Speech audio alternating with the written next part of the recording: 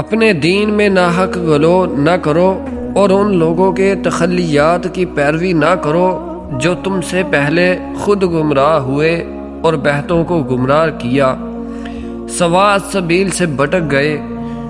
بنی اسرائیل میں سے جن لوگوں نے کفر کی راہ اختیار کی، ان پر داؤد اور عیسیٰ ابن مریم کی زبان سے لعنت کی گئی، کیونکہ وہ سرکش ہو گئے تھے اور زیادتیاں کرنے لگے تھے۔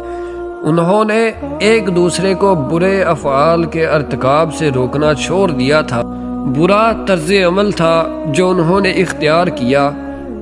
آج تم ان میں بکثرت ایسے لوگ دیکھتے ہو جو اہل ایمان کے مقابلہ میں کفار کی حمایت اور رفاقت کرتے ہیں۔